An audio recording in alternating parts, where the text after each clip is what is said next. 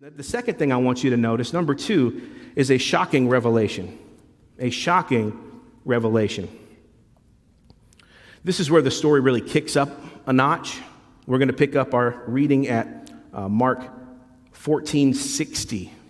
Mark 14:60, as the high priest grows frustrated with the circus, and he just starts asking Jesus direct questions. It says this, "And the high priest stood up in the midst and asked Jesus, 'Have you no answer to make? What is it that these men testify against you?'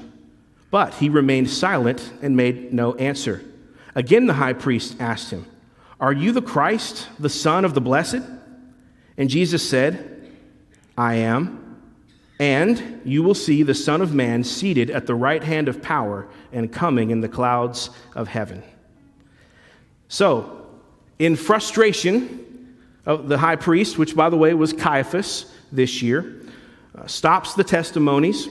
He stands in the middle of them and says, "Don't you have any answers to make? Are you going to answer? Or are you going to make sense of all these things being said about you?"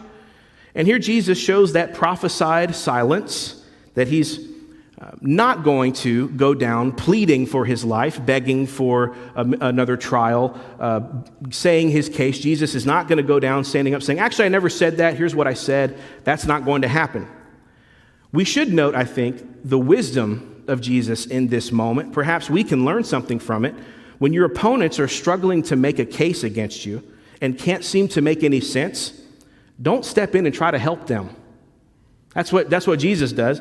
He didn't need to come in and say, "Hey, actually I said, destroy this temple and in 3 days I will raise it up." He doesn't need to do that.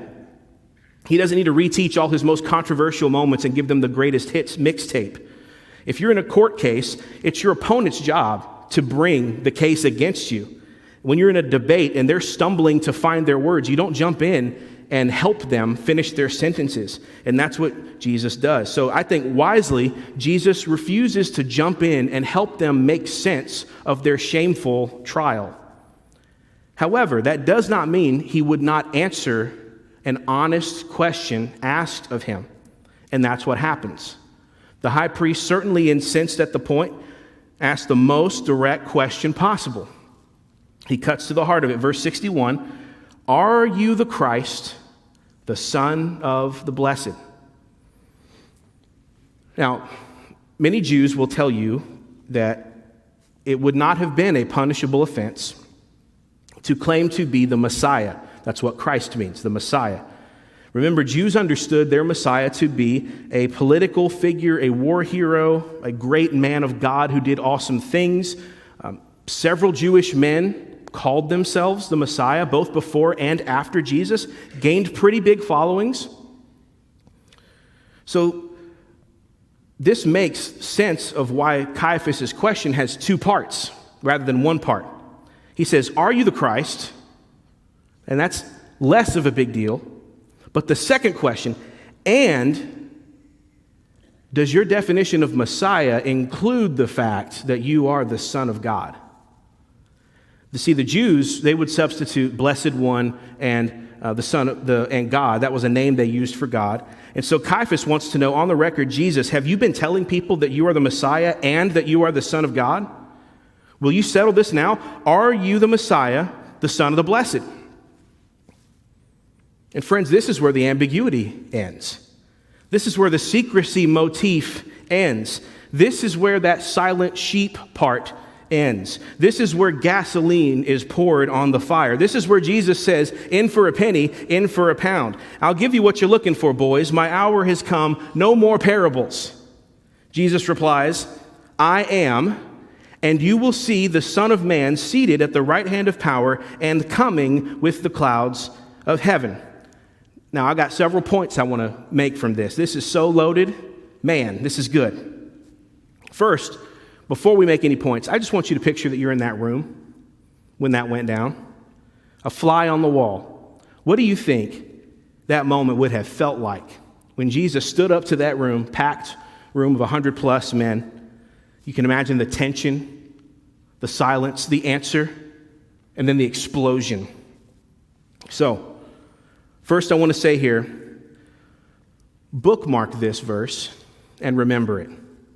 I cannot tell you how many times I have encountered someone, and you probably have too, that has said, yeah, but Jesus never claimed to be the Messiah. You ever heard that one? Somehow that lie has survived 2,000 years and is still around today. Jesus never claimed to be the Messiah, you know. Now look, no Kirby Woods member ever should fall for that, ever again, okay? He is asked point blank, are you the Christ, the Son of the Blessed? And the answer is 2 words, what? I am. Cut and dry, right? See, this is actually a really good place to begin with people when you're having an evangelistic conversation. Sometimes I like to ask questions in a different way than people are used to hearing. So you don't have to start with, do you believe Jesus is the Messiah? That's a fine question. Please use it. But try this one day. Do you believe that Jesus thought he was the Messiah? That might get their mind thinking in a little different direction. Did Jesus teach that he was the Messiah? Because I've got news. If I believe Jesus is the Messiah, but Jesus never said he was or did not own up to the fact that he was, I'm just wishful thinking, right? I can believe Barney Fife is the Messiah in my heart unless he taught that he was and demonstrated that he was and said that he was. It's kind of irrelevant what I think, right? So here we establish Jesus believes he was the Messiah, and he was going to answer in the affirmative directly to the face of the high priest and the Sanhedrin. Now, I promised you something in the intro that I want to make good on now. I said this is the highest claim that Jesus makes about himself. And I want to flesh that out here because there are other times when Jesus owned up to being the Messiah. And just to give you an example, because in case you're thinking, where? This is what he said to the woman at the well in John 4:25. The woman said to him, I know that Messiah is coming, he who is called Christ. When he comes, he will tell us all things. Jesus said to her, I who speak to you am he. There it is. So look, he wasn't averse to owning the fact that he was the Messiah in the proper setting that he wanted to disclose it. But to use the words that he did here in this text today to the face of the high priest takes it to another level. Here's why. Jesus doesn't just say I am to the question. He says I am and what follows the and to an educated Jewish audience was like tearing the roof off of that building. I am, and you will see the Son of Man seated at the right hand of power and coming with the clouds of heaven. I want to introduce you to a scripture passage, Daniel 7:13. Daniel 7:13. You're free to turn there if you'd like and read that with me.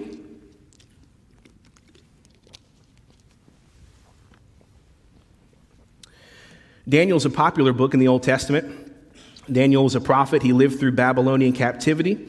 He has some of the most famous stories in the Old Testament, the not eating the king's food, not bowing to the gold statue, Daniel in the lion's den, lots of great stuff. But he's got a lot of really strange prophecies in the back half of that book. And by the way, that pretty much underpins Revelation. So never again read Revelation unless you've read Daniel first. That's just a freebie. Okay. Daniel sees a vision and writes about it in Daniel 7:13 and 14. And you need to see this to understand what Jesus was saying. Daniel 7:13. Daniel prophesied this. He said, I saw in the night visions, and behold, with the clouds of heaven there came one like a son of man. And he came to the Ancient of Days and was presented before him. And to him was given dominion and glory and a kingdom, that all peoples, nations, and languages should serve him. His dominion is an everlasting dominion, which shall not pass away, and his kingdom one that shall not be destroyed. Daniel sees this strange vision. There's someone in the clouds. It's not a body of a god. It's not an angel. It's not a spirit. It is the form of a man standing in the heavens.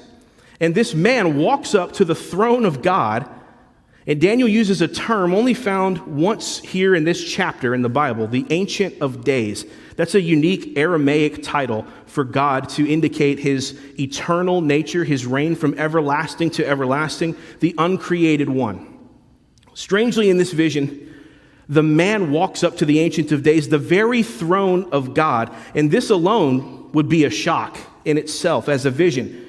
See, angels, we see in Isaiah 6, angels have 6 wings so that in the presence of God, 2 they fly, and 4 they cover their face and their body and their feet.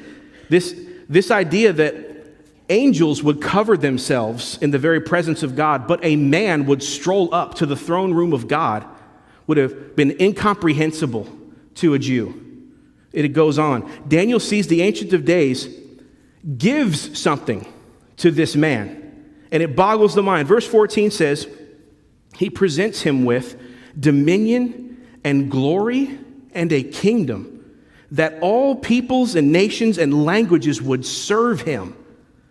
This dominion would be everlasting, it's permanent, it's eternal, it will not pass away. The kingdom he is given can't be destroyed by enemies. Who is this guy? Listen, no other passage in the Old Testament reads like that. So you can't say, well, he might have meant. No other passage sounds like this.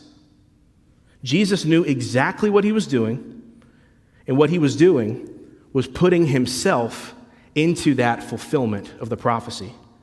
Fun fact, Jesus' most frequent title for himself was not Son of God. What was it? Son of Man. So not only does Jesus affirm that he's the Messiah, but then he says, you will see the Son of Man seated at the right hand of power coming on the clouds of heaven. He inserts himself as the one who strolls up to the Ancient of Days and takes the kingdom in Daniel 7. What does this mean? It means, number 1, he's the Messiah. Number 2, he is divine. Number 3, he's going to return on the clouds. Number 4, he is going to judge the earth. Number 5, the kingdom is his. He oversees it all. Number 6, everyone in the kingdom exists to serve him. Every people, nation, and tongue will gather around him to give him glory. And if all these above things are true, then it would also mean there would come a day when this trial would be reversed, and the high priest and these men of the Sanhedrin would have to attend the trial of Jesus. And in that moment, Jesus would be asking the questions and making the rules. When Jesus answered the high priest, he didn't just answer. He amplified that answer beyond anything else that could have been said. He places himself in a position where God Almighty hands the world to him as a prize and gives him authority over it. Jesus basically says, I'm not just the Messiah, I'm the King of the universe.